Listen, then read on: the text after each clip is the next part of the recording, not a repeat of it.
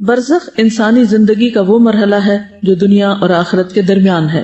عالم برزخ دراصل قبر ہی کی زندگی ہے۔ قبر آخرت کی پہلی منزل ہے۔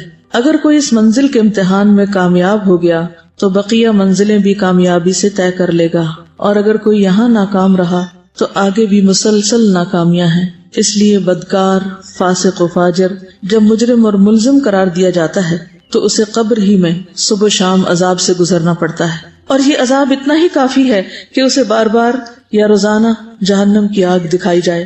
اسی کو قرآن مجید اور احادیث نے عذاب قبر سے تعبیر کیا ہے، اور یہ دکھایا جانا اس لیے بڑا اہم ہے کہ آپ نے دیکھا ہوگا کہ بعض اوقات آپ کوئی خراب سا منظر دیکھ لیتے ہیں تو زندگی بھر نہیں بھولتے، اس کا آپ کے دل پر ایک گہرا اثر ہوتا ہے۔ تو بھلے انسان اس اصل جہنم میں نہ بھی پہنچے، لیکن اگر اس کو روز یہ بتایا جائے صبح و شام کہ یہ تمہارا ٹھکانہ ہے، اور جہنم پوری ہولناکیوں کے ساتھ اس کے سامنے ہو، تو کوئی عذاب نہ بھی ہو تو صرف یہ دکھایا جانا ہی بہت بڑا عذاب ہے۔ اسی کو قرآن مجید اور احادیث نے عذاب قبر سے تعبیر کیا ہے۔ آل فرعون کے بارے میں قرآن مجید کہتا ہے النار یعرضون علیہا غدوا وعشیا، سورۃ المؤمن 46۔ دوزخ کی آگ ہے جس کے سامنے یہ ہر صبح و شام لائے جاتے ہیں، جبکہ روز قیامت انہی کے لیے یہ حکم بھی ہوگا وَيَوْمَ تَقُومُ السَّاعَةُ أَدْخِلُوا آلَ فِرْعَوْنَ أَشَدَّ الْعَذَابِ، اور جس دن قیامت قائم ہوگی فرمان ہوگا کہ فرعونیوں کو سخت ترین عذاب میں ڈالو۔ عذاب قبر کے بارے میں ام المؤمنین حضرت عائشہ نے آپ سے دریافت کیا تو آپ نے فرمایا ہاں، عذاب قبر برحق ہے، بخاری کی روایت ہے یہ، یعنی اس پر ایمان لانا ضروری ہے۔ رسول اکرم صلی اللہ علیہ وسلم نہ صرف خود قبر کے عذاب سے پناہ مانگتے بلکہ صحابہ کرام کو بھی اس کی تلقین کرتے۔ ایک اور حدیث میں آپ نے فرمایا جب تم میں کوئی فوت ہوتا ہے تو اس کی قبر میں صبح و شام اس پر اس کی جگہ پیش کی جاتی ہے، یعنی اگر وہ جنتی ہے تو جنت، اور اگر جہنمی ہے تو جہنم اس کے سامنے پیش کی جاتی، اور کہا جاتا ہے یہ تیری اصل جگہ ہے جہاں قیامت والے دن اللہ تعالیٰ تجھے بھیجے گا۔ انس بیان کرتے ہیں کہ نبی اکرم صلی اللہ علیہ وسلم نے فرمایا اگر مجھے یہ ڈر نہ ہوتا کہ کہیں تم عذاب قبر کے خوف سے دفن کرنا ہی نہ چھوڑ دو تو میں ضرور دعا کرتا کہ اللہ تعالیٰ تمہیں عذاب قبر سنا دے، دکھانا تو دور کی بات سنا دے۔ ان روایات سے پتہ چلتا ہے کہ ہر مرنے والا اپنے اپنے اعمال کے مطابق نعمت یا عذاب سے گزرے گا، خواہ وہ مر کر قبر میں جائے یا کسی جانور درندے کی خوراک بن جائے یا جل کر خاک ہو جائے یا پانی میں ڈوب کے غرق ہو جائے۔ اللہ ہر طرح کا عذاب دینے پر قادر ہے۔ خواب میں اگر کوئی المناک منظر دیکھ لے تو کیا وہ سخت اذیت محسوس نہیں کرتا؟ مگر دیکھنے والا یہی سمجھتا ہے کہ یہ تو سویا ہوا ہے، اسے کیا علم کہ یہ خوابیدہ شخص کتنی تکلیف سے دوچار ہے۔ اسی طرح قبر میں مردے کو بٹھانا، منکر نکیر کا اس سے سوال کرنا، پسلیوں کا آپس میں مل جانا وغیرہ سب پر ایمان لانا ضروری ہے۔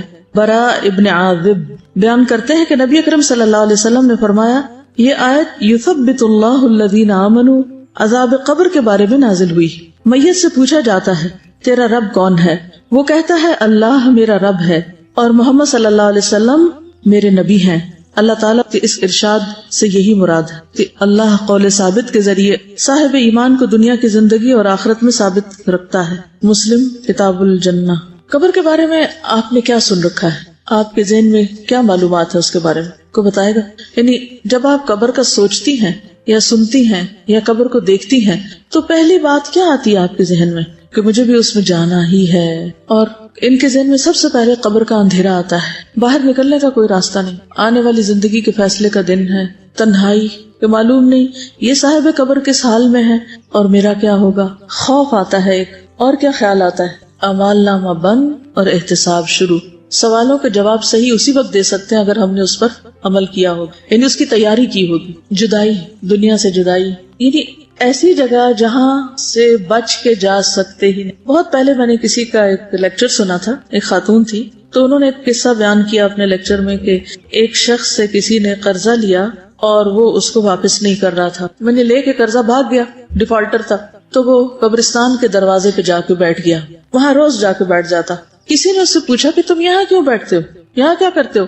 اس نے کہا فلاں شخص میرا قرضہ لے کے بھاگ گیا ہے اور وہ مجھے نہیں مل رہا، اور میرا یقین ہے کہ اسے یہاں تو ضرور آنا ہے، یہاں سے نہیں بھاگ سکتا۔ تو یہ ایک حقیقت ہے کہ ہم کچھ کر کے کہیں بھی بھاگ جائیں، لوگوں سے چھپ جائیں، کہیں روپوش ہو جائیں، گم ہو جائیں، لیکن وہاں سے گم نہیں ہو سکتے، وہاں تو جانا ہی جانا ہے۔ ان ھذا لہو الحق الیقین، موت یقینی حق ہے، قبر یقینی حق ہے، وہاں پہنچنا ہی پہنچنا ہے۔ تو اس لیے عقل مند وہی ہے جو اس کی تیاری کر لے، اس گھر کو بنا لے، اس کو سنوار لے، اس کو سجا لے۔ ابھی ہمیں دیکھنا ہے کہ ہم اپنے دنیا کے گھروں کے لیے کتنے فکر مند ہوتے ہیں اور روز کیسی کیسی پلاننگ کرتے ہیں اور ان کو بڑا کرنے اور ان کو مزید سجانے اور ان کے اندر مزید دنیا بھر کے پتھر کے ٹکڑے لا کے رکھنے کی کیسی کیسی فکر کرتے ہیں. اپنی کمائی کا بہترین حصہ جو ہے وہ صرف خوبصورت ڈیکوریشن پیسوں پہ خرچ کر کے اپنے آس پاس رکھ کے خوش ہوتے رہتے ہیں. لیکن اس قبر کے اندر کے لیے کیا کچھ رکھا ہوا ہے, وہاں کتنے ڈیکوریشن پیس ہیں اور وہاں کے ڈیکوریشن پیس کیا ہیں اور وہاں کی خوبصورتی کیا ہے, اس کے بارے میں کتنا سوچتے ہیں. آپ اپنی کاپی پہ اپنی ڈائری پر ایک لکیر صفحے کے درمیان میں لگا کے اپنے اس گھر اور اس گھر کا موازنہ کر لیں کہ یہاں کیا کیا چیزیں ہیں میرے پاس, میرے بیڈ روم میں کیا کچھ ہے. قبر بھی تو ایک بیڈ روم ہے نا, it's a money bed room. پھر اپنے آپ سے پوچھیں اس بیڈ روم میں کتنے دن رہنا ہے اور وہاں کتنے دن رہنا ہے, یہاں کیا کیا رکھا ہوا ہے. جو ہے نا آپ کے بیڈ روم میں اس سارے کی لسٹ بنائیں, اپنے لیے بنائیں, بے شک آپ کسی کو نہ دکھائیں لیکن بنائیں. اور قبر کے لیے کیا کیا چاہیے. دیکھیے جب بچی کی شادی کرنی ہوتی ہے نا تو ہر ماں باپ میں نے دیکھا ہے غریب سے غریب بھی کاپی پین پکڑ کے بیٹھ جاتے ہیں یا کسی لکھنے والے کو بلا لیتے ہیں اور اس کو سامان کی لسٹ لکھواتے ہیں. ایسا ہی ہوتا ہے نا, یہ برتن لینے ہیں, یہ بیڈ روم کا سامان ہے, یہ فلاں ہے, یہ فلاں ہے, کتنی چیزیں لکھواتے ہیں وہ کتنی لکھتے ہیں. اور جو رہ جاتی ہے ساری زندگی اس کے لیے بھاگ دوڑ کرتے رہتے ہیں. پھر جب تھوڑا پرانا ہوتا ہے, آؤٹ آف فیشن ہوتا ہے, پھر اس کو ریپلیس بھی کر لیتے ہیں. یہ سب چیزیں ہو رہی ہوتی ہیں. اس کے برعکس کس نے کاپی پین پکڑ کر یہ لکھا کہ وہاں کیا کیا چاہیے, کون سی چیز نیچے کے لیے چاہیے, کون سی دائیں سائڈ کے لیے, کون سی بائیں کے لیے, کون سی سر کی طرف, کون سی پاؤں کی طرف, کہاں کیا رکھنا میں نے.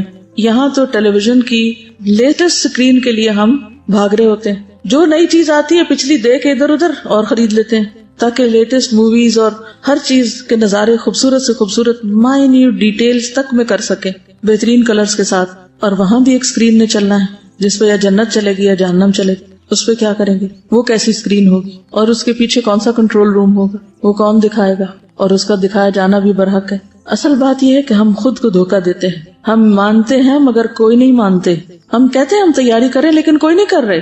جتنا مال اس دنیا کے لیے خرچ کرتے ہیں اس کا کتنا حصہ آخرت کی اس کوٹھڑی کے لیے بھی خرچ کر رہے ہیں. یہاں بجلی نہ ہو تو کس قدر گھبراہٹ اور آلٹرنیٹ طریقے سوچتے ہیں. ایک نہ چلے تو دوسرا, دوسرا نہ ہو تو تیسرا.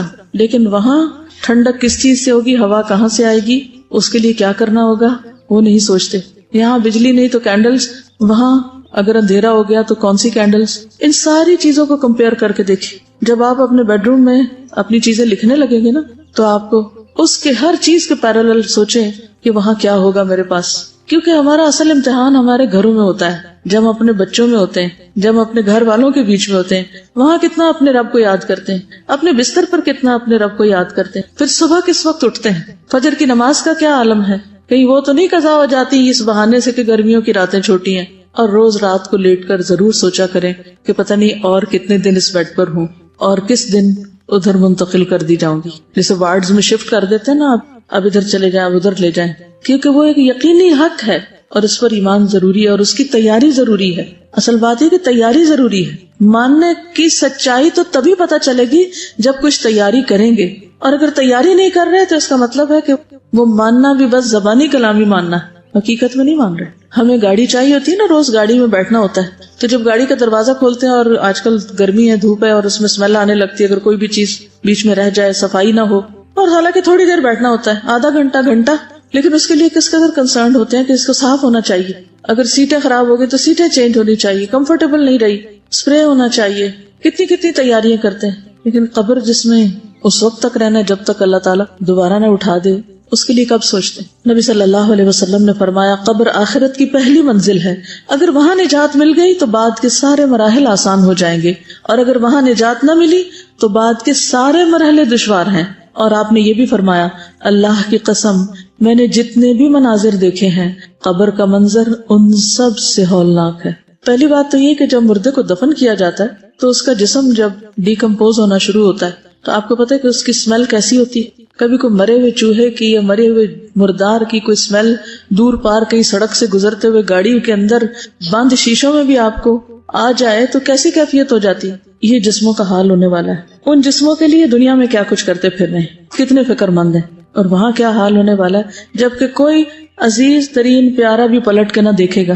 ابو لہب کے ساتھ کیا ہوا, اس کے اپنے بچوں نے اس کے ساتھ کیا کیا, کس طرح صرف لکڑیوں کے ساتھ دور سے گڑھا کھدوا کے حبشیوں سے اس کو دھکیل دیا. اس میں نہ غسل نہ کفن نہ کچھ بھی نہیں. اور اس کے ساتھیوں کو قلیب کے کنویں میں پھینک دیا گیا۔ السلام علیکم۔ ایک ڈاکیومنٹری میں دیکھ رہی تھی نیٹ جیو پہ کس طرح سے ہیومن ڈیکے ہوتا ہے، تو وہ بتا رہے تھے کہ جو سارا بلڈ ہوتا ہے وہ آپ کے جو ہالو اسپیسز ہوتی ہیں وہاں پہ جمع ہو جاتا ہے، آپ کے منہ کے اندر، آپ کے پیٹ کے اندر، اور پھر آہستہ آہستہ وہاں پہ گیسز جمع ہوتی ہیں تو وہ پھٹنا شروع ہو جاتی ہیں۔ جو قبر سے آوازیں کہتے ہیں نا آتی ہیں، وہ اصل میں یہی ہوتی ہیں جب آپ کے اسٹمک کے اندر گیسز پھٹتی ہیں، آپ کے لنگس کی گیسز پھٹتی ہیں، اور بہت اس طرح سے آپ کی اسکن ڈکے ہونا شروع ہو جاتی ہے۔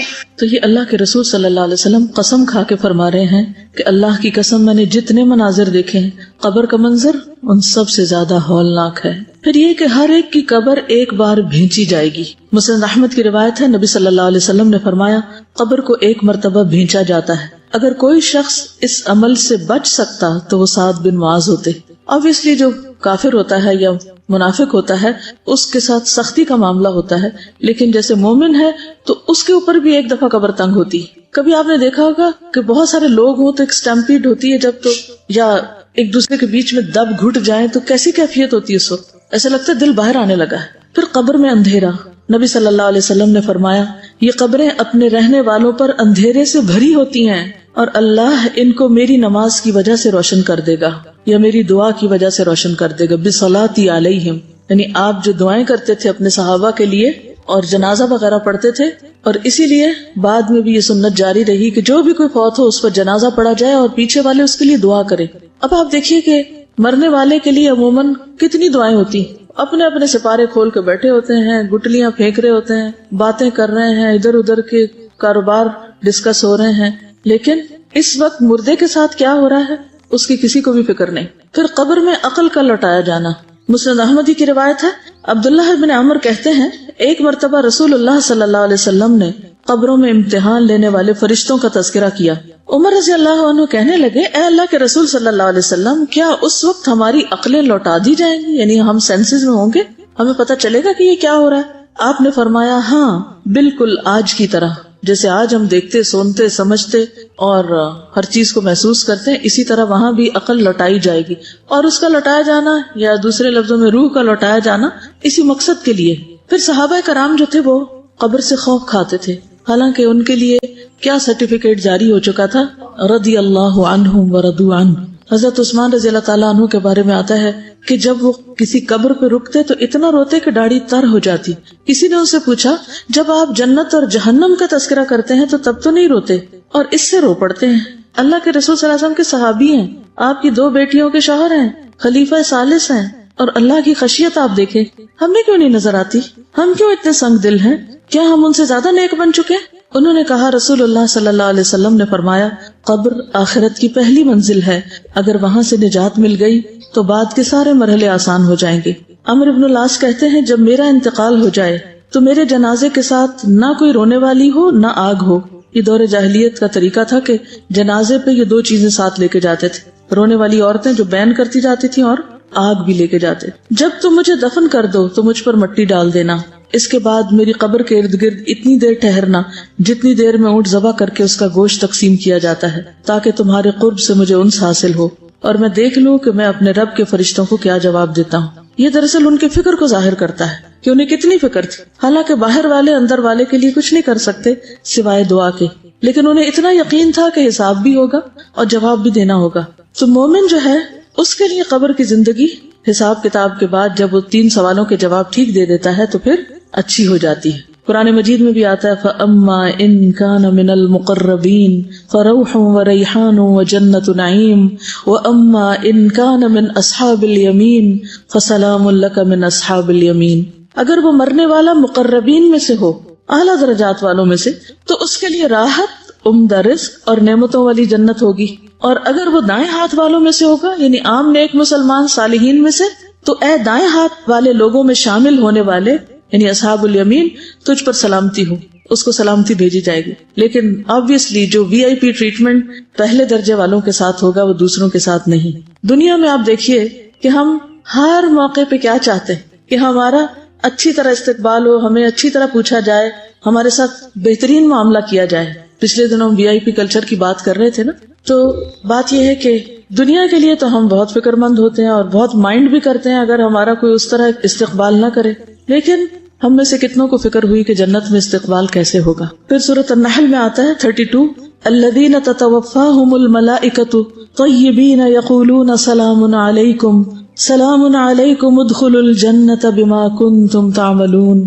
وہ پرہیزگار جو پاک سیرت ہوتے ہیں، فرشتے ان کی روح قبض کرنے آتے ہیں تو کہتے ہیں تم پر سلام ہو، جو اچھے عمل تم کرتے رہے اس کے صلے میں جنت میں داخل ہو جاؤ. تو گویا قبر ان کے لیے کیا بن جاتی ہے؟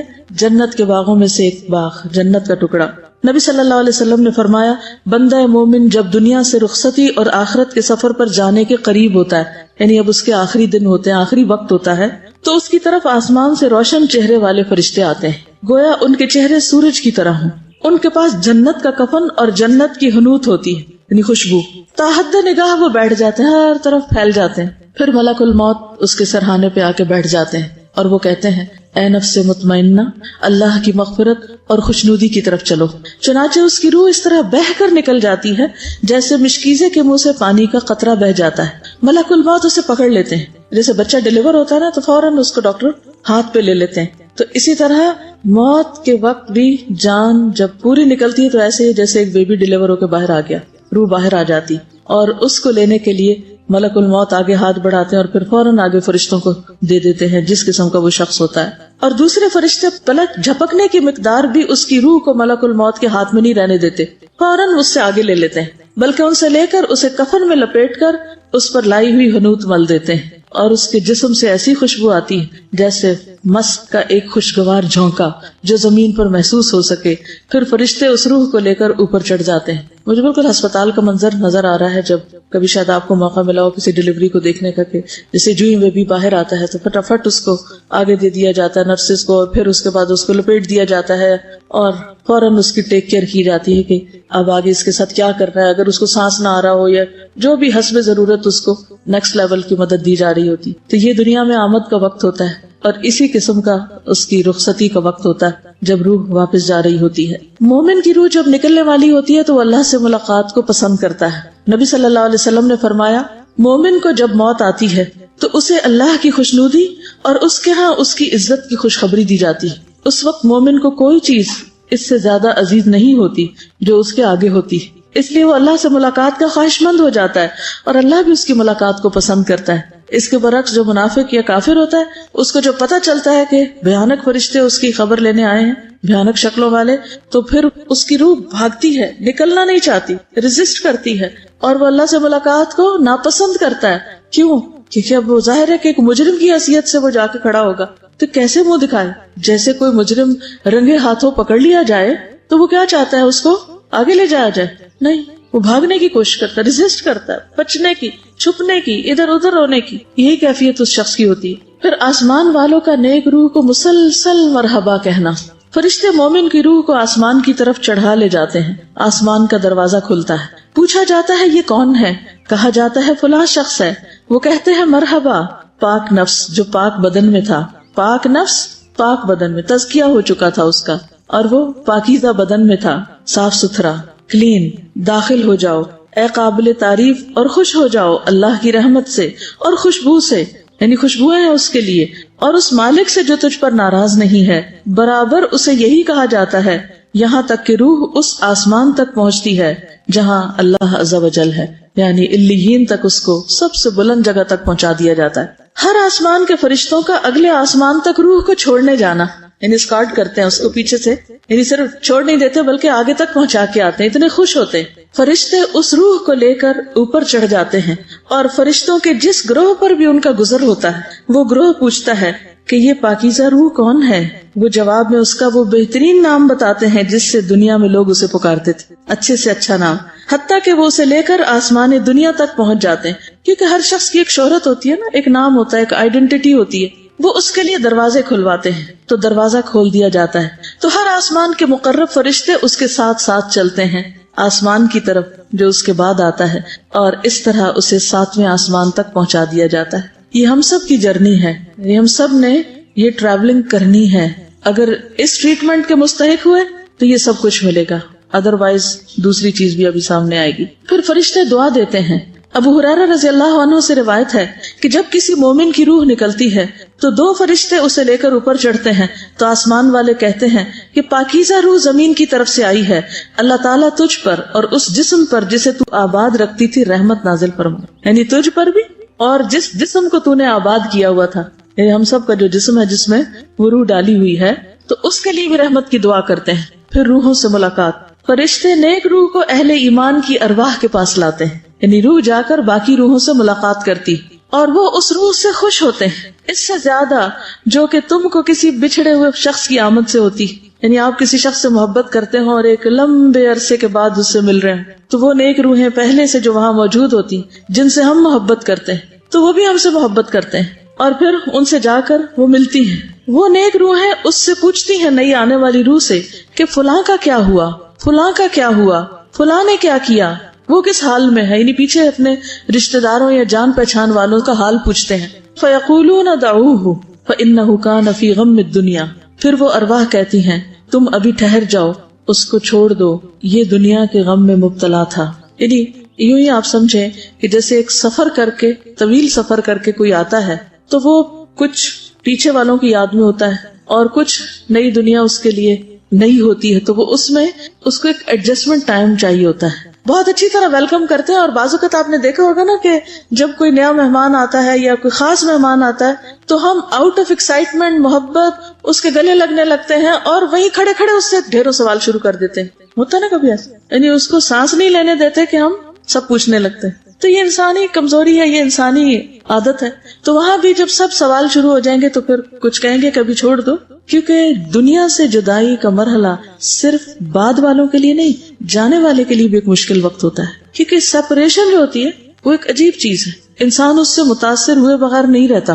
کبھی بھی آپ دیکھیں جب آپ ایک جگہ کو چھوڑ کے دوسری جگہ جا رہے ہوتے ہیں، مثلا یہاں آپ پڑھتے ہیں، جب یہاں سے گھر جانے لگتے ہیں یا گھر سے یہاں آنے لگتے ہیں، یا لڑکی اپنے ماں باپ کا گھر چھوڑ کے آگے جانے لگتی ہے، یا پھر وہ اپنا گھر چھوڑ کے واپس کسی دن آنے لگتی ہے، تو جو بھی مرحلے ہوتے ہیں ان سب میں انسان کو ایک وقت لگتا ہے۔ جب جانے والا جاتا ہے تو اس وقت بھی تو گھر کیسا خالی لگتا ہے نا، وہ کمرہ جس میں وہ رہتا تھا، وہ جگہ جہاں وہ بیٹھتا تھا، وہ کام جو وہ کرتا تھا، وہ ساری چیزیں اس کو ایک طرح سے یاد کر رہی ہوتی، اور جو اس کے عزیز قریب رشتہ دار ہوتے ہیں، جو اس کے بالکل کلوز سرکل ہوتا ہے، وہ بھی اس کو مس کر رہے ہوتے ہیں۔ اب دیکھیے کہ جیسے شادی کا ہی مرحلہ ہے نا، تو کیا بچی کو نئے گھر جانے کی خوشی نہیں ہوتی؟ کتنی بھی وہ زیورات میں لدی ہوئی ہو، کتنا بھی اچھا لباس ہو، کتنے بھی محبت کرنے والا شوہر ہو، کتنا بھی اچھا ٹھکانہ ہو، لیکن وہ پیچھے کی ایک کسک ہوتی ہے نا، یہ جاتے وقت آنسو نکل آتے ہیں نا۔ پھر جب سسرال کے گھر میں جیسے جا کے بیٹھتی ہے، وہ گھر تو وہی ہوتا ہے ایک طرح سے جس کو لوگ آخر تک بھی ایکسپٹ نہیں کرتے، لیکن وہ جو ایک ٹرانزیشنل فیز ہوتا ہے اس کے اپنے کچھ اثرات ہوتے ہیں۔ ایک اور حدیث میں آتا ہے، سلسلہ صحیحہ کی حدیث ہے، ابو ایوب کہتے ہیں جب مسلمان بندے کی روح قبض کی جاتی ہے تو پہلے فوت ہونے والے اللہ تعالیٰ کے بندے اس کا استقبال کرتے ہیں، جیسے دنیا میں لوگ خوشخبری دینے والے کو خوشی میں ملتے ہیں۔ جب وہ بندے اس سے سوال کرنا چاہتے ہیں تو وہ ایک دوسرے کو کہتے ہیں کہ اپنے بھائی کو آرام کرنے دو، وہ دنیا کی بے چینی اور پریشانی میں مبتلا تھا۔ کیونکہ کئی دفعہ ایسا بھی ہوتا ہے کہ انسان بیمار ہوتا ہے مرنے سے پہلے اور ایک لمبی بیماری کاٹ کے فوت ہوتا ہے، یا اس پر کچھ حالات تنگ ہوتے ہیں، تو وہ ابھی یہ جو ایک فیز سے دوسرے فیز میں آیا نا، تو وہ اس کی رعایت کر رہے ہوتے ہیں۔ بالآخر وہ پوچھتے ہیں کہ فلاں کیا کر رہا تھا، اگر کسی کا کوئی بچہ ہے پیچھے، یا ماں باپ ہے، یا کوئی بیوی ہے، یا کوئی اور ہے، کہ وہ کیا کر رہے ہیں۔ فلاں بہن کی سنائیں، اس کی شادی ہو گئی تھی، یہ الفاظ ہیں، ما فعلت فلانۃ هل تزوجت۔ جب وہ کسی ایسے آدمی کے بارے میں سوال کرتے ہیں جو اس سے پہلے مر چکا ہوتا ہے، اور وہ جواب دیتا ہے کہ وہ تو مجھ سے پہلے مر چکا، وہ بہن تو دنیا سے پہلے مر کے جا چکی، وہ تو مجھ سے پہلے آ گئی تھی، تو وہ کہتے ہیں انا للہ و انا الیہ راجعون، وہ یہاں نہیں پہنچی، وہ یہاں نہیں آئی، کیونکہ ہر آنے والے کو ان کو پتا ہوتا ہے کون کون آ گیا۔ اس کا مطلب یہ ہوا کہ وہ اپنے ٹھکانے جہنم میں چلا گیا، وہ دوسری روحوں کے پاس چلا گیا، وہ برا ٹھکانہ ہے، بری پرورش گاہ ہے۔ اللہ تعالیٰ کے ان بندوں پر ان کے نیک اعمال پیش کیے جاتے ہیں، جب وہ اچھا عمل دیکھتے ہیں تو خوش ہو جاتے ہیں اور کہتے ہیں اے اللہ یہ تیری اپنے بندے پر نعمت ہے، تو اس کو پورا کر دے، اور جب وہ برا عمل دیکھتے ہیں تو کہتے ہیں اے اللہ اپنے بندے پر رجوع کر۔ پھر روح کو آسمان سے دوبارہ نیچے لایا جاتا ہے قبر کے حساب کتاب کے لیے۔ اب آپ کہتے ہوں گے کہ چند گھنٹے بعد تو دفنا دیا جاتا ہے، تو اتنی دیر میں واپس کہاں سے آتا ہے؟ نبی صلی اللہ علیہ وسلم کتنی دیر میں واپس آ گئے تھے آسمان سے؟ چند گھنٹوں کی بات تھی۔ مسند احمد کی روایت ہے، جب روح کو 7ویں آسمان تک لے جایا جاتا ہے تو اللہ تعالیٰ فرماتے ہیں میرے بندے کا نامہ اعمال علیین میں لکھ دو اور اسے واپس زمین کی طرف لے جاؤ، کیونکہ میں نے اپنے بندوں کو زمین کی مٹی ہی سے پیدا کیا، اسی میں لوٹاؤں گا اور اسی سے دوبارہ نکالوں گا، چنانچہ اس کی روح جسم میں واپس لوٹا دی جاتی، اب پھر اٹھا کے اس کو بٹھایا جاتا ہے اور اگلے مرحلے اب آتے ہیں۔ نبی صلی اللہ علیہ وسلم فرمایا کرتے تھے کہ میت جب چارپائی پہ رکھی جاتی اور لوگ اسے کندھوں پر اٹھاتے ہیں، ابھی پہلے تو روح کی بات ہو رہی تھی نا، وہ وہاں گئی، اور اب جسم کی بات ہو رہی کہ جب اس کو کندھوں پر اٹھاتے ہیں اس وقت اگر وہ مرنے والا نیک ہوتا ہے تو کہتا مجھے جلدی لے چلو۔ نبی صلی اللہ علیہ وسلم نے فرمایا جب آدمی قبر میں رکھا جاتا ہے اور دفن کر کے لوگ اس سے پیٹ موڑ کے رخصت ہوتے ہیں تو وہ ان کے جوتوں کی آواز سنتا ہے، کیونکہ بائی دا ٹائم روح واپس جسم میں آ چکی ہوتی اور وہ سن رہا ہوتا ہے۔ تو قبر میں دفنائے جانے کے بعد وہ باہر کے قدموں کی آواز سن رہا ہوتا ہے۔ پھر قبر کا وسیع اور روشن ہونا۔ ابو ہریرہ سے روایت ہے رسول اللہ صلی اللہ علیہ وسلم نے فرمایا مومن شخص اپنی قبر میں سبز باغیچے میں ہوتا ہے، جس کو گرینری فیل ہوتی ہے، تو اس کے لیے اس کی قبر کو 70 ہاتھ کشادہ کر دیا جاتا ہے، یعنی اس کو فیل ایسے ہوتا ہے کہ جیسے وہ کھلی جگہ پر ہے، اور اس کے لیے 14ویں کے چاند کی طرح روشنی کر دی جاتی، اچھی سی لائٹ اس کو مل جاتی، ٹھنڈی ٹھنڈی روشنی ہوتی، اور رات کے وقت اگر آپ چاند کی روشنی میں سبز اپنے باغ میں نکل کے دیکھیں تو کچھ ایسا ہی منظر محسوس کریں۔ پھر قبر میں نیک اعمال کا مومن کی حفاظت کرنا۔ اب کون آ جاتا ہے؟ وہ جو بیڈ روم کی بات کی تھی نا میں نے سجانے کی، نبی صلی اللہ علیہ وسلم نے فرمایا میت کو جب اس کی قبر میں رکھا جاتا ہے تو وہ ان کے پلٹ جانے کے وقت ان کے جوتوں کی آواز سنتا ہے، سو اگر وہ مومن ہوتا ہے تو نماز اس کے سرہانے ہوتی ہے۔ اب امیجن کرتے جائیں، نماز اس کے سرہانے ہوتی، روزہ اس کی دائیں طرف ہوتا ہے، زکوٰۃ اس کی بائیں طرف ہوتی، دیگر نیک کام صدقہ، نماز، نیکی اور لوگوں سے اچھائی اس کے دونوں پاؤں کے پاس ہوتے ہیں، یعنی نفل نمازیں، نفل صدقات اور لوگوں کی خیر خواہی، امر بالمعروف، نہی عن المنکر، اور ان کے ساتھ کسی بھی ان کو کھانا کھلانا، کوئی بھی اچھا کام ان کے ساتھ کرنا، یہ جتنے بھی اچھے اچھے کام ہیں وہ پاؤں کی طرف ہوتے ہیں، فرائض اوپر کی طرف اور وہ پاؤں کی طرف، سو اس کے پاس اس کے سرہانے کی طرف سے آیا جاتا ہے، یعنی کوئی بلا آنے لگتی ہے تو نماز کہتی ہے میری طرف سے آنے کا راستہ نہیں، پھر اس کے دائیں طرف سے آیا جاتا ہے تو روزہ کہتا ہے میری طرف سے آنے کا راستہ نہیں، پھر اس کے بائیں طرف سے آیا جاتا ہے تو زکوٰۃ کہتی ہے میری طرف سے آنے کا راستہ نہیں، پھر اس کے دونوں پاؤں کی طرف سے آیا جاتا ہے تو نیک اعمال، صدقہ اور نماز اور نیکی اور لوگوں سے حسن سلوک کہتے ہیں ہماری طرف سے آنے کا راستہ نہیں۔ طبرانی کی روایت میں ہے آدمی کے پاس اس کی قبر میں آیا جاتا ہے، بس جب اس کے سرہانے کی جانب آیا جاتا ہے تو اس کی قرآن مجید کی تلاوت دھکیل دیتی ہے، تو اس سے پتہ چلتا ہے کہ نماز کے علاوہ قرآن کی تلاوت بھی سر کی طرف ہے۔ جب اس کے دونوں ہاتھوں کی طرف یعنی سائڈ سے آیا جاتا ہے تو اس کو صدقہ دھکیل دیتا ہے، جب اس کے پاؤں کی جانب سے آیا جاتا ہے تو اس کا مسجد کی طرف جانا اسے دھکیل دیتا ہے، یعنی پاؤں سے جو نیک کام کیے ہوتے ہیں چل کر، تو اس میں کنٹراڈکشن نہیں، اس میں ایڈیشن ہے، یعنی وہ چیزیں بھی ہیں اور اس پر مزید یہ نیکیاں بھی ہیں۔ کچھ تو ہوتی ہے نا کہ جیسے ایک دیوار ہوتی ہے پھر اس کے اوپر اس کا پینٹ اور اس کے خوبصورتی اور ڈیکوریشن، تو اسی طرح کچھ چیزیں تو سالڈ نیکیاں ہیں جیسے فرائض ہیں، پھر اس کے بعد جو نوافل وغیرہ ہیں وہ اس کو اور ڈیکوریٹ کر دیتے ہیں۔ پھر مومن کا نماز کی فکر کرنا، قبر میں بھی نماز کی فکر کرتا ہے، قبر میں دفن کرنے کے بعد اس سے کہا جاتا ہے کہ بیٹھ جاؤ، سٹ ڈاؤن، سو وہ بیٹھ جاتا ہے، اس کے لیے سورج کی شکل بنا دی جاتی ہے گویا کہ وہ غروب ہونے کے قریب ہے، جیسے میں اسکرین کی بات کی نا تو اس کو ایسا منظر دکھایا جاتا ہے جیسے سورج ڈوبنے لگا ہو۔ معلوم نہیں آپ شام کے وقت مغرب سے پہلے جب دعائیں پڑھتے ہیں تو سورج دیکھتے ہیں کہ نہیں باہر نکل کے، یا اللہ کو کتنا یاد کرتے ہیں، لیکن اس وقت اگر آپ سورج دیکھیں تو یہ سوچا کریں کہ قبر میں بھی اسی طرح سورج دکھایا جائے گا ڈوبنے کے قریب قریب۔ تو اس کو کہا جاتا ہے تمہارا اس شخص کے بارے میں کیا خیال ہے جو تمہاری طرف بھیجا گیا، یعنی سوال جواب شروع ہوتے ہیں، تم اس کے بارے میں کیا کہتے ہو، کیا گواہی دیتے ہو؟ وہ کہتا ہے مجھے چھوڑ دو، میں نماز پڑھ لوں۔ کیا ہم دنیا میں یہ کرتے ہیں کہ کام چھوڑ کے کہیں ذرا چھوڑ دو مجھے، میں پہلے نماز پڑھ لوں، تو بچے تنگ کر رہے ہو، کوئی اور کام ہو؟ ہم تو الٹا کیا کرتے ہیں، اچھا ایک کام کر لوں پھر ذرا نماز پڑھیں گے، اور اٹھتے اٹھتے بھی ادھر ہاتھ مار ادھر مار، وہ بھی کر اور آخر وقت کر دیتے ہیں، جبکہ مومن اس سے برعکس ہوتا ہے، وہ کہتا ہے چھوڑو مجھے، پہلے میں نماز پڑھ لوں پھر باقی باتیں بعد میں کریں گے۔ کیا کسی کے لمبے فون پر آپ نے کبھی کہا کہ ذرا میں نماز پڑھ لوں؟ کسی ملاقاتی کو آپ نے معذرت کی کہ میں ذرا نماز پڑھ لوں پھر آپ سے بات کرتا ہوں؟ ہم اللہ کی خاطر لوگوں کو ناراض نہیں کر سکتے، کیونکہ ہم کہتے ہیں یہ مائنڈ کر جائیں گے، پتہ نہیں کیا ہو جائے گا، پھر یہ چھوٹ جائیں گے، پھر ہم سے ٹوٹ جائیں گے، پھر یہ چلے جائیں گے، اور جنہوں نے جانا ہوتا ہے وہ تو ویسے ہی چلے جاتے ہیں، وہ ہم سے پوچھ کے تھوڑی جاتے ہیں۔ وہ کہتے ہیں تم یقیناً ایسا کرو گے، پہلے ہمیں اس بارے میں خبر دو جو ہم تم سے سوال کر رہے ہیں، تمہاری اس شخص کے بارے میں کیا رائے ہے جو تمہاری طرف بھیجا گیا، تم اس کے بارے میں کیا کہتے ہو اور کیا گواہی دیتے ہو؟ فرمایا بس وہ کہتا ہے کہ وہ محمد صلی اللہ علیہ وسلم ہیں، میں گواہی دیتا ہوں کہ وہ اللہ کے رسول ہیں اور وہ اللہ کے پاس سے حق لے کر آئے ہیں۔ اس کو کہا جائے گا تو نے اسی پر زندگی گزار دی، اس پر جو رسول اللہ لائے تھے صلی اللہ علیہ وسلم، اور تو اسی پر فوت ہوا اور اسی پر تجھے اٹھایا جائے گا انشاءاللہ۔ تو کتنا ضروری ہے کہ اس چیز کے ساتھ زندگی گزاریں جو آپ لائے, اسی پہ موت آئے اور اسی کے ساتھ اٹھیں. یہ پرائرٹی نمبر 1 ہونی چاہیے ہماری, اور باقی چیزیں بھی ساتھ لے کے چلے, لیکن باقیوں کی خاطر اس کو نہ چھوڑ دیں. پھر یہ کہ مومن کو قبر کے سوال و جواب میں مدد دی جاتی. نبی صلی اللہ علیہ وسلم نے فرمایا جب انسان کو دفن کر کے اس کے ساتھی چلے جاتے ہیں تو ایک فرشتہ جس کے ہاتھ میں گرز ہوتا ہے, گرز کہتے ہیں لوہے کے ہیمر کو, آ کر اسے بٹھا دیتا ہے اور اس سے محمد صلی اللہ علیہ وسلم کے متعلق پوچھتا ہے کہ تم اس آدمی کے متعلق کیا کہتے ہو. اگر وہ مومن ہو تو کہہ دیتا ہے کہ میں اس بات کی گواہی دیتا ہوں کہ اللہ کے علاوہ کوئی معبود نہیں, اور یہ کہ محمد صلی اللہ علیہ وسلم اس کے بندے اور رسول ہیں. یہ سن کر فرشتہ کہتا ہے کہ تم نے سچ کہا.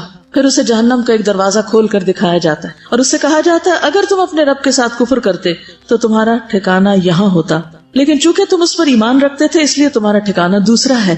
یہ کہہ کر اس کے لیے جنت کا ایک دروازہ کھولا جاتا ہے. اب دوسرا منظر دکھایا جاتا ہے. پھر وہ اٹھ کر جنت میں داخل ہونا چاہتا ہے تو فرشتہ اسے سکون سے رہنے کی تلقین کرتا ہے اور اس کی قبر کشادہ کر دی جاتی ہے. کسی نے پوچھا یا رسول اللہ صلی اللہ علیہ وسلم, وہ فرشتہ تو ہاتھ میں گرز لے کر جس کے بھی سامنے کھڑا ہوگا اس وقت گھبراہٹ طاری ہو جائے گی. نبی صلی اللہ علیہ وسلم نے فرمایا اللہ ایمان والوں کو کلمہ توحید پر ثابت قدم رکھتا ہے. یہ اسی آیت کا معنی ہے یثبت اللہ الذین آمنوا بالقول الثابت فی الحیات الدنیا وفی الآخرہ. لیکن یہ دیکھ لیں کہ سوال کرنے والا ہے کتنا سخت. آپ نے دیکھا ہوگا کہ اگر کوئی ٹیچر مہربان ہو اور پیار سے بات کرے, سوال آرام سے کرے تو نالائق سے نالائق اسٹوڈنٹ بھی جواب دے پاتا ہے. لیکن اگر ٹیچر سخت مزاج ہو تو اچھا والا ذہین طالب علم بھی گھبرا اٹھتا ہے. اسی لیے صحابہ نے پوچھا کہ وہ لوہے کا ہیمر دیکھ کے تو ہم سب کو ڈر لگے گا, پھر فرمایا اللہ تعالیٰ ثابت قدمی دے گا کیونکہ دنیا میں تم توحید پر تھے. اگر ہم سو کے بھی اٹھتے ہیں یا پھر ہم بہت گہری نیند سوئے ہوں, کوئی ہمیں اچانک سے اٹھا دے, ہم لوگوں بالکل ہوش ہی نہیں ہوتا کہ ہم سے کیا بات پوچھی جا رہی ہے, ہم جواب نہیں سوال شروع کر دے. یعنی وہ کوئی اور بات کرنا بھی چاہتے کہ نہیں سوال کا جواب دو. اس کو تھوڑا سا آپ سمجھ سکتے ہیں کہ اگر کسی کا ایسا ایکسپیرینس ہوا کہ رات سوتے وقت کسی کے گھر میں چور داخل ہو گئے بندوقوں کے ساتھ یا کوئی اسلحے کے ساتھ, تو ان کی گھبراہٹ کا کیا عالم ہوگا. اکثر ایسے وہم بھی آ جائے نا, کسی کو خیال بھی آ جائے رات کو سوتے وقت کہ کیا پتا کوئی ایسا نہ داخل ہو جائے تو کیا بنے گا. کبھی خیال آیا آپ کو؟ یعنی چور ایک ایسی چیز ہے یا ڈاکو کہ جس سے ہر ایک کو ڈر لگتا ہے. تو کسی ایسے منظر, کسی ایسے واقعے کو اگر آپ دل میں لا کے اس کیفیت کو محسوس کریں تو شاید سمجھ میں آئے. ابھی پچھلے ہفتے ہمارے ساتھ والے گھر میں ڈاکہ پڑا, رات کو 2-2:30 بجے جو تھے وہ آ گئے ان کیا. اور یہ دیکھیے کہ اب جو ہو رہا ہے نا کہ قبر میں کوئی کسی کی ہیلپ نہیں کرے گا. اب ہم بالکل ساتھ ہیں اور ہمیں نہیں پتا, اور میں بستر پہ لیٹے ہوئے فائرنگ کی آواز سن رہی تھی کہ فائرنگ ہو رہی ہے, اور بڑے کلوزلی پتا چل رہا تھا, لیکن یہ نہیں پتا چل رہا تھا کہاں ہو رہی ہے. اور اب جو ثابت قدمی والی بات ہے کہ ایسے موقع پر آدمی شکر اس بات پہ کرتا ہے کہ ہوا یہ کہ یہ کافی افراد, 10 افراد تھے گھر میں سب لوگ. تو یہ نیچے سے جب یہ اوپر جا رہے تھے کچھ لوگوں کو لے کر, تو ایک لڑکی جو بیٹھی تھی اس نے سامنے سے کچھ بھانپ لیا اور دوڑ کے وہ باتھ روم میں گھس گئی اور اس نے لاک کر لیا. اتفاق سے جیسے آج کل ہر وقت موبائل ہاتھ میں ہوتا ہے, موبائل ہاتھ میں تھا, اور جو باتھ روم جا کے اس نے 15 کو فون کر دیا. اب یہ جو ثابت قدمی ہوتی ہے نا کہ اس وقت عقل کہاں سے آئے اتنی کہ ایک دم سے اس کو حالات میں موبائل اٹھانا ہے اور بھاگتے ہوئے وہ کرنا ہے. اور یہ بھی اللہ کا کرنا ہوا کہ ان چوروں کو یہ نہیں پتا چلا کہ ایک لڑکی باتھ روم میں, تو وہ نقصان نہیں ہوا جو ہو سکتا تھا. تو اللہ نے جو ثابت قدمی اس وقت دی ہوتی ہے, یہ بلیسنگ کے سوا کچھ نہیں ہوتی. دیکھیے دنیا میں تو پھر بھی انسان کسی کو موبائل پہ مدد کے لیے بلا لیتا ہے, ہمسائے ساتھ آ جاتے ہیں, لیکن قبرستان سے کون کس کو موبائل کر سکتا؟ ساتھ والی قبر سے بھی اٹھ کے کوئی نہیں آ سکتا. جو کچھ اپنے پاس ہوگا بس وہی ہوگا. لیکن ہم کتنے دھوکے میں ہوتے ہیں نا کہ دوسرے لوگوں کی خاطر اپنا دین بیچے چلے جاتے ہیں, کبھی بچوں کی خاطر, کبھی بہن بھائیوں کی خاطر, کبھی دوستوں کی خاطر اپنی آخرت برباد کیے چلے جا رہے ہوتے. نبی صلی اللہ علیہ وسلم نے فرمایا اگر مرنے والا نیک آدمی ہو تو فرشتے اسے اس کی قبر میں اس طرح بٹھاتے ہیں کہ اس پر کوئی خوف اور گھبراہٹ نہیں ہوتی. پھر اس سے پوچھا جاتا ہے کہ تم نے کس دین میں وقت گزارا تھا, یعنی ماں دینک. وہ کہتا ہے اسلام میں. پوچھا جاتا ہے وہ کون آدمی تھا جو تمہارے پاس آیا تھا؟ وہ کہتا ہے اللہ کے رسول محمد صلی اللہ علیہ وسلم, جو کہ اللہ عز و جل کی طرف سے ہمارے پاس واضح نشانیاں لے کر آئے اور ہم نے ان کی تصدیق کی. پھر اللہ کا مومن کے جواب کی تصدیق کرنا اور جنت کا لباس اور خوشبو کا ملنا. مومن جب یہ جواب دے دیتا ہے تو سنن نبی داؤد کی روایت ہے, پھر ایک آواز لگانے والا آواز لگاتا ہے کہ میرے بندے نے سچ کہا, بس اس کے لیے جنت کا بستر بچھا دو اور اسے جنت کے کپڑے پہنا دو اور اس کے لیے جنت میں ایک دروازہ کھول دو. پھر جنت کی ہوا اور خوشبو اس کے پاس آتی اور اس کی قبر حد نگاہ تک کشادہ کر دی جاتی, اور جنت کی ہوا ایئر کنڈیشن کی ہوا سے زیادہ اچھی ہوئی اور اس کی خوشبو ہمارے ایئر فریشنر سے زیادہ بہترین. ایک فوبیا ہوتا ہے نا کہ جب آپ کئی چھوٹی جگہ پہ ہوتے ہو تو ایک دم سے آپ کو گھبراہٹ ہوتی ہے, مجھے تھوڑا سا وہ ہوتا ہے. تو جب گاڑی میں بھی میں کئی دفعہ ہوتی ہوں نا تو مجھے وہ شروع ہو جاتا ہے ہونا. تو جب بھی میں قبر کے بارے میں سوچتی ہوں میں ہمیشہ یہی سوچتی ہوں کہ ایک پیرالائزڈ انسان ہے اور وہ کلاسٹروفوبک ہے, اور اس کو ایسی جگہ پہ آپ بند کر دیں تو اس کی جو دہشت ہوگی نا وہ قبر سے کوئی نہیں کر سکتا. بالکل, لیکن اس میں وسعت اور اس میں ہوائیں اور خوشبوئیں اور اچھا لباس, یہ سب اس کے لیے ہے جس کے جواب درست ہوں گے. اگر ہم غور کریں تو دیکھیں کہ اللہ تعالیٰ ہم سب کو وقتاً فوقتاً ڈیتھ کا ایکسپیرینس کرواتے ہیں خواب کی صورت میں. یعنی خواب میں جب ہم کبھی بھیانک خواب دیکھتے ہیں اور پھر ہم شکر ادا کرتے ہیں جب ہماری آنکھ کھلتی ہے, تو میں یہ سوچتی ہوں کہ اس وقت تو ہماری آنکھ نہیں کھلے گی, ہم اسی طرح سب کچھ فیل کر رہے ہوں گے جیسے ہم خواب کی صورت میں. بالکل. کیوڑا سالٹ مائنز جانے کا اتفاق ہوا تو وہاں ہم 4000 فیٹ جو ہے اس کی ڈیپتھ میں گئے.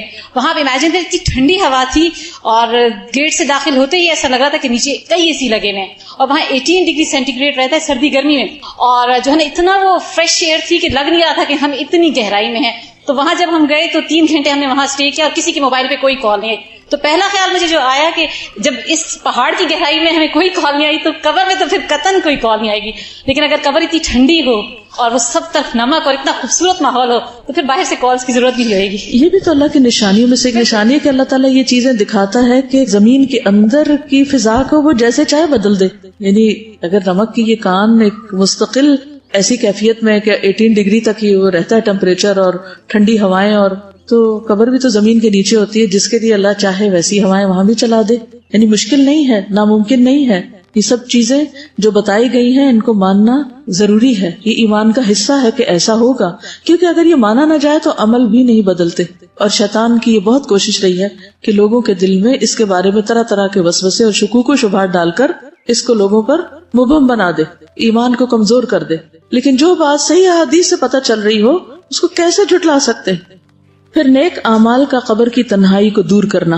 نبی صلی اللہ علیہ وسلم نے فرمایا کہ مومن کے پاس ایک خوبصورت لباس اور انتہائی عمدہ خوشبو والا ایک آدمی آتا ہے اور اس سے کہتا ہے تمہیں خوشخبری مبارک, یہ وہی دن ہے جس کا تم سے وعدہ کیا جاتا تھا. وہ اس سے پوچھتا ہے کہ تم کون ہو, تمہارا چہرہ ہی خیر کا پتہ دیتا ہے. وہ جواب دیتا ہے میں تمہارا نیک عمل ہوں. اس پر وہ کہتا ہے کہ اے میرے رب, قیامت ابھی قائم کر دے تاکہ میں اپنے اہل خانہ اور مال میں واپس لوٹ جاؤں, یعنی سب سے جا ملوں. پھر صدقہ کا قبر کی آگ بجھانا. عقبہ بن عامر سے مروی ہے کہ نبی صلی اللہ علیہ وسلم نے فرمایا صدقہ کرنے والوں کی قبروں سے حرارت بجھاتا ہے, اور مومن روز قیامت اپنے صدقے کے سائے میں ہوگا. یہ سلسلہ صحیحہ میں سے ہے, یعنی صدقہ قبروں کی حرارت کو بجھاتا ہے. ایک اور حدیث میں تھا نا اللہ کے غضب کو ٹھنڈا کرتا ہے, اور یہاں دوسری بات کیا ہے کہ قیامت کے دن مومن اپنے صدقے کے سائے میں ہوگا. لیکن ہم صدقہ کرنے کے لیے بھی انتظار کرتے رہتے ہیں اور ہر دوسری چیز کو یہ سوچ کے پاس رکھ لیتے ہیں کیا پتہ کبھی کام آ جائے. کچھ اینٹیکس بنائے ہوئے ہیں اور کچھ ہم اپنی یادیں ہیں اس میں ہماری, اور کچھ کباڑ خانہ بھر کے ساری یادیں ہمارے مرتے ہی باہر پھینک دی جاتی ہیں. کوئی ویلیو نہیں اس کی, کیونکہ ہر کوئی اپنی مرضی کی زندگی گزارنا چاہتا ہے. کوئی ضروری تو نہیں کہ ہماری اولاد ہمارے ڈیکوریشن پیسز کو کوئی ویلیو دے. تو اس لیے دنیا کی زائد زینت کو چھوڑ کر اس آخرت کے گھر کو ٹھنڈا کرنے کی فکر کریں. پھر جنت کا دروازہ کھولا جانا اور اس کی ٹھنڈی ہوا. سوال و جواب کے بعد پھر اس کے لیے جنت کے دروازوں میں سے ایک دروازہ کھول دیا جاتا ہے اور اس سے کہا جاتا ہے یہ تیرا جنت میں ٹھکانہ ہے, اور جو اللہ تعالیٰ نے تیرے لیے اس میں تیار کیا ہے تو اس کے رشک اور خوشی میں اضافہ ہو جاتا ہے. پھر اس کے لیے جہنم کے دروازوں میں سے ایک دروازہ کھولا جاتا ہے اور اس سے کہا جاتا ہے اگر تو نے نافرمانی کی ہوتی تو یہ تیرا ٹھکانہ ہوتا, اور جو اللہ نے اس میں تیرے لیے تیار کیا ہوا ہے تو اس کی خوشی اور سرور میں اضافہ ہو جاتا ہے. پھر اس کے لیے اس کی قبر 70 ہاتھ فراخ کر دی جاتی ہے اور اس میں اس کے لیے روشنی کر دی جاتی ہے, اور روشنی کا ذکر بھی آپ نے پڑھا. پھر روح کا سبز پرندوں میں ڈالا جانا, یعنی جو شہداء کی روح ہے خاص طور پر. اس کے بعد جسم کو اسی طرح لوٹا دیا جاتا ہے جیسا کہ وہ اس سے شروع ہوا تھا, اور اس کی روح کو اچھی روح میں کر دیا جاتا ہے, اور وہ ایک پرندہ ہے جو جنت کے درخت سے کھاتا ہے. رسول اللہ صلی اللہ علیہ وسلم نے فرمایا شہداء جنت کے دروازے پر موجود ایک نہر کے کنارے پر سبز رنگ کے خیمے میں رہتے ہیں جہاں صبح و شام جنت سے ان کے پاس رزق پہنچتا ہے. ابھی تو یہ فاصلے بہت بڑے لگتے ہیں, جسم یہاں ہے, روح وہاں ہے, رزق یہاں پہنچ رہا ہے, وہاں بھی وہ اڑ رہے ہیں, یہ سب کیا ہے؟ ہمیں یہ باتیں بکھری بکھری سکیٹرڈ لگتی ہیں, لیکن اللہ کے لیے کچھ مشکل نہیں کہ ان سب کا ایسا کنیکشن بنا دے کہ جسم اور روح دونوں ہی اس سے مستفید ہو رہے ہیں. پھر صبح شام جنت کا ٹھکانہ دکھایا جاتا ہے, جنت کا گھر سامنے نظارہ کرایا جاتا ہے. ہمارے ملک میں تو ایسا نہیں, لیکن کینیڈا میں ایسا ہوتا ہے کہ جب آپ کو کوئی گھر خریدنا ہوتا ہے آپ پراپرٹی ڈیلر کے پاس جاتے ہیں, ریئل اسٹیٹ کے پاس, تو وہ آپ کو انٹرنیٹ پہ گھروں کے لنک دے دیتے ہیں کہ کس رینج میں آپ کو خریدنا ہے. پھر آپ ان کو پورا اس کے اندر 3D کی شکل میں یا مختلف تصویروں کے ساتھ اس کو پورا اندر سے وزٹ کر لیتے. پھر اس کے بعد یہ کہ سارے مل بیٹھتے ہیں, پھر دیکھتے ہیں اچھا ونڈوز ایسی ہیں, انٹرنس ایسی ہے, فلور ایسا ہے, چھت ایسا ہے, باہر ایسا ہے, ادھر ایسا ہے, ہر ایک چیز اس میں اس اسکرین اس ونڈو کے تھرو سب دیکھی جا رہی ہوتی, اور وہ دنیا کے کسی بھی حصے میں بیٹھ کے آپ دیکھ سکتے ہیں. یہ اگر انسانوں نے دنیا میں اپنے گھروں کے لیے سسٹم کر رکھا ہے کہ اس گھر کو خریدنے سے پہلے آپ اس میں گھوم پھر کے دیکھ لیں, کیونکہ سائٹ پہ جانا تو مشکل ہوتا ہے, بعض اوقات سبھی مصروف ہیں, یا دور دور فاصلے ہوتے ہیں, یا آپ کو ایک سٹی سے دوسری میں موو ہونا ہے اور آپ رینٹ پہ لے رہے ہیں گھر تو بھی آپ دیکھنا چاہتے ہیں, تو آپ اس اسکرین پہ سب کچھ دیکھ سکتے ہیں کہ آپ کہاں جانے والے ہیں. تو یہاں بھی آپ دیکھیے کہ مرنے کے بعد قبر میں آخری گھر جو ہے جنت کا گھر, اس کی بھی سیر کرائی جاتی ہے, یہ ہے تمہارا گھر. اسی لیے قیامت کے دن جب جنت میں جائیں گے تو آتا نا کہ عرفہا لہم, وہ جنت جس کی اللہ نے ان کو پہلے سے پہچان کرا دی, ان کو پتا ہے کہ وہ ان کا گھر کون سا ہے. رسول اللہ صلی اللہ علیہ وسلم نے فرمایا جب تم میں سے کوئی آدمی مر جاتا ہے تو صبح و شام اس کا ٹھکانہ اس پر پیش کیا جاتا ہے. اگر وہ جنت والوں میں سے ہے تو جنت والوں کا مقام, اور اگر دوزخ والوں میں سے ہوتا ہے تو دوزخ والوں کا مقام اسے دکھا دیا جاتا ہے, اور اس سے کہا جاتا ہے کہ یہ تیرا ٹھکانہ ہے جب تک کہ اللہ تعالیٰ قیامت کے دن تجھے اٹھا کر اس جگہ نہ پہنچا دے. اب آپ دیکھیے کہ قیامت کے دن اس میں جانا ہے, لیکن پھر بھی قیامت کے دن کا اٹھنا اور حساب کتاب اور پل صراط پار کرنا یہ اپنی جگہ ہے, چاہے پتہ بھی ہو کہ آگے جنت ہے. یہ بالکل ایسے ہی جیسے آپ اگر کسی دوسرے ملک میں جا کے رہنا چاہتے ہیں اور یہاں سے آپ نے گھر ور دیکھ لیا, سب کچھ کر لیا, پیمنٹ بھی ہو گئی, آپ کے نام بھی ہو گیا, سب ہو گیا, لیکن اس ملک تک پہنچنے کے لیے آپ کو جہاز پر بھی بیٹھنا ہے, اور اس سے پہلے آپ کو ایئرپورٹ پہ بھی جانا ہے, اور وہاں آپ کی اسکریننگ بھی ہونی ہے, اور وہاں آپ کا سامان تولا بھی جانا ہے, وہاں آپ سے امیگریشن نے کوشچن بھی کرنے ہیں کہ آپ جا کہاں رہے ہیں, اور پھر جہاں اتریں گے وہاں بھی پوچھا جائے گا کہ کہاں آئے, کیوں آئے. یہ پروسیس اپنی جگہ چلنا ہے, کیونکہ بعض لوگ کہتے ہیں کہ یہ کیسے, قبر میں اگر جنت جہنم دیکھ لی یہی حساب ہو گیا تو پھر یوم الحساب کی کیا ضرورت ہے. تو وہ پروسیس ہے ایک جس کے بغیر کوئی بھی آگے نہیں پہنچ سکتا, چاہے وہ پہلے سے ہی سب دیکھ لے. پھر اپنا ٹھکانہ دے کر مومن اللہ کا شکر کرے گا. مسند احمد میں ہے ہر جنتی کو جہنم میں اس کا ٹھکانہ دکھایا جاتا ہے, اور وہ کہتا ہے کہ اگر اللہ نے مجھے ہدایت نہ دی ہوتی تو میں یہاں ہوتا, اور پھر وہ اس پر شکر کرتا ہے. یعنی جنت کا گھر دیکھ کر پھر جہنم میں بھی اس کا مقام دکھا دیا جاتا ہے کہ اگر تم وہاں نہ جاتے تو یہاں آنا تھا تمہیں, تو اس سے شکر کرتا ہے کہ اللہ نے اس سے بچا لیا.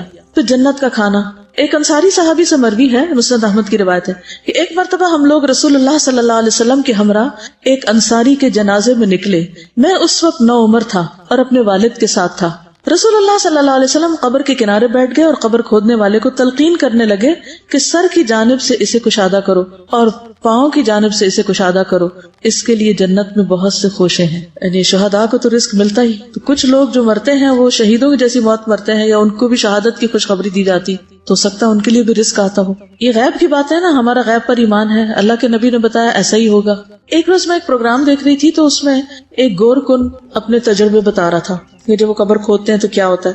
تو اسے بتا رہا تھا کہ کچھ قبریں ہم کھودنے لگتے ہیں اور ہم تھوڑی سی کھودتے ہیں تو وہ جگہ کھلی کھلی ملنے لگتی ہے, یعنی ہم پاؤں کی طرف سے کھولتے ہیں تو کھل جاتی ہے, یعنی جگہ کھلتی جاتی, اور کچھ لوگوں کے لیے ہم کھودتے جاتے قبر کھلی نہیں ہو پاتی. آخر منزل تو اللہ ہی کو پتا ہے, لیکن مجھے بڑی حیرت ہوئی کہ یہ کیا بات کر رہا ہے. تو اس حدیث کے بعد مجھے سمجھ میں آتا ہے کہ نبی صلی اللہ علیہ وسلم جب قبر کھدواتے تھے اس وقت بھی انسٹرکشن دیتے تھے کہ کھلی کھلی کھودو, یعنی صرف مردے کو پھینکنے والی بات نہ ہو. پھر قبر میں سکون.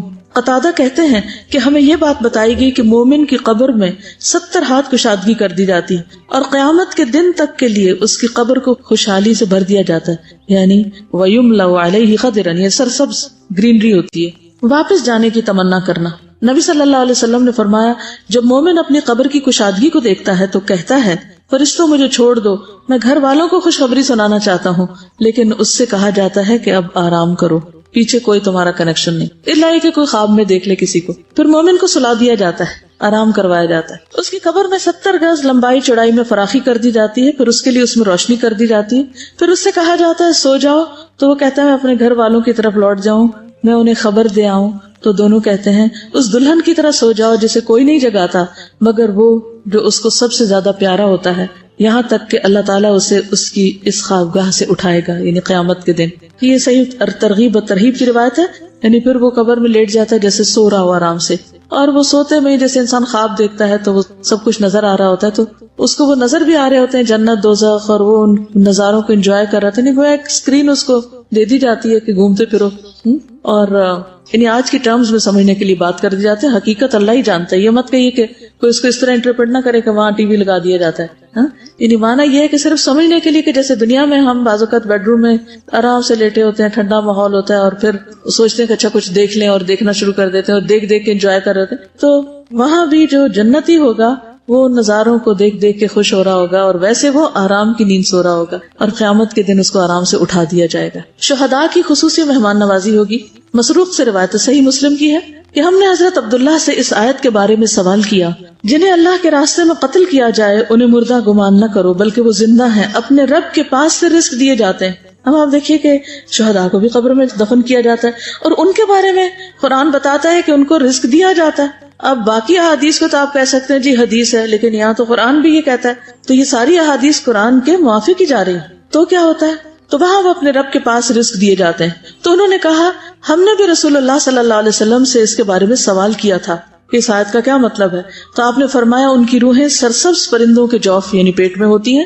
ان کے لیے ایسی قندیلیں ہیں یعنی ایسے شینڈلیئرز ہیں جو عرش کے ساتھ لٹکی ہوئی ہیں، اور وہ روحیں جنت میں گھومتی پھرتی رہتی ہیں، جہاں چاہیں انہی قندیلوں میں واپس آ جاتی ہیں. ان کا رب ان کی طرف مطلع ہو کر فرماتا ہے توجہ کر کے، کیا تمہیں کسی چیز کی خواہش ہے، کچھ چاہیے؟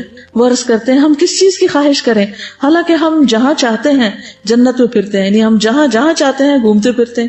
اللہ تعالیٰ ان سے 3 مرتبہ اس طرح فرماتا ہے جب وہ دیکھتے ہیں کہ انہیں کوئی چیز مانگے بغیر چھوڑا نہیں جائے گا، تو وہ عرض کرتے ہیں رب ہم چاہتے ہیں کہ آپ ہماری روحیں ہمارے جسموں میں ڈال دیں یہاں تک کہ ہم تیرے راستے میں پھر قتل کیے جائیں. یعنی اس موت میں اتنی لذت ہے. جب اللہ دیکھتا ہے کہ انہیں اب کوئی ضرورت نہیں تو انہیں چھوڑ دیا جاتا ہے. لیکن جو شخص مومن نہیں ہوتا اس کی قبر اور زندگی کیسی ہے؟ مرتے وقت اس کو ساتھ ہی موت کے فرشتوں سے ہی سزا ملنے لگتی ہے.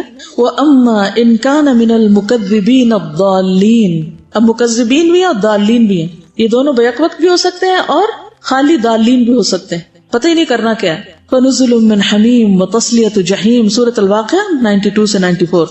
اگر وہ جھٹلانے والے گمراہوں سے ہوگا تو کھولتا پانی اس کی مہمانی ہوگی اور وہ دوزخ میں دھکیل دیا جائے گا. سورۃ النحل 28-29 میں فرمایا الَّذِينَ تَتَوَفَّاهُمُ الْمَلَائِكَةُ ظَالِمِي أَنفُسِهِمْ فَأَلْقَوُا السَّلَمَ مَا كُنَّا نَعْمَلُ مِن سُوءٍ بَلَىٰ إِنَّ اللَّهَ عَلِيمٌ بِمَا تَعْمَلُونَ فَادْخُلُوا أَبْوَابَ جَهَنَّمَ خَالِدِينَ فِيهَا فَلَبِئْسَ مَثْوَى الْمُتَكَبِّرِينَ. وہ لوگ جو اپنے آپ پر ظلم کر رہے ہوتے ہیں دنیا میں، جب فرشتے ان کی روح قبض کرتے ہیں یہ کرنے کے لیے آتے ہیں تو ہتھیار ڈال دیتے ہیں، ہینڈز اپ.